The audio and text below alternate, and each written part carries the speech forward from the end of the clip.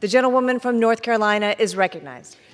Thank you, Madam Speaker. I yield 3 minutes to the distinguished gentlewoman from New York, Ms. Malliotakis. The gentlewoman is recognized. Thank you, Madam Speaker, and thank you to the chairwoman for yielding me some time. As a representative of New York City, I'm all too familiar, unfortunately, with this situation. Quite frankly, this is a problem that was created by two people. First, our president, who decided it was a good idea to open our borders and allow millions of individuals to come in without the proper vetting, without knowing exactly what their intentions are. Some, yes, are applying for asylum, but they should still be doing so through the proper channels. They should be doing so from the next safe country, not coming to the southern border. But with that said, we look at court documents and we see that roughly 60% of those individuals are having those court cases denied by under this administration, which tells you that the majority of people coming over our southern border are not legitimate asylum seekers.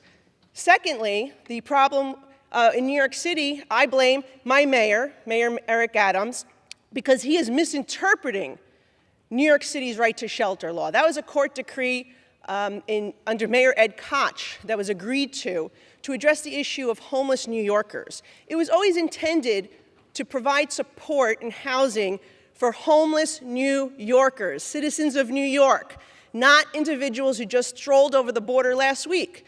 By the mayor's logic, think about this, mayor's logic that everyone in New York City is entitled to shelter whether they're a citizen or not, if all 6 million people who came over to our border came to New York City, they would be entitled to free shelter. If 8 billion people on the planet came to New York City, they would be entitled to free shelter. Clearly, that's nonsensical, the mayor's interpretation. So the mayor has now resorted to using all sorts of facilities meant for our citizens, including our children, to be used to house these migrants. Now, first of all, I think it's clear, and I see that there's bipartisan opposition to schools and their gymnasiums being taken away from children who suffered under COVID. They lacked physical education, they lacked socialization, and now to take away their gym for this housing is absolutely ridiculous. The mayor has reversed course on that after there was so much opposition from the people in the city of New York.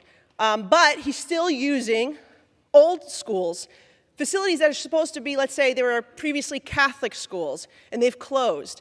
They were perhaps going to use those facilities to make them now public schools. And that has now stopped because the mayor is choosing instead to house migrants in those old schools. And now the greatest plan, or I should say the most ridiculous plan we've heard to date, is now he's going to use taxpayer money to pay New Yorkers to house individuals in their homes. And of course, we're talking about billions of dollars a year that now the hardworking taxpayer who's getting pummeled in New York City, all right? Property taxes are increasing year after year. People can't afford their own rent. They can't afford their own roofs. And he's saying you got to pay for individuals who cross into our country illegally. It's a disgrace. And we should be stopping it and make sure not another federal dollar, not a penny goes to fund the expansion of this program. And the mayor needs to comply with the actual laws and tell the president to secure the border and stop this nonsense.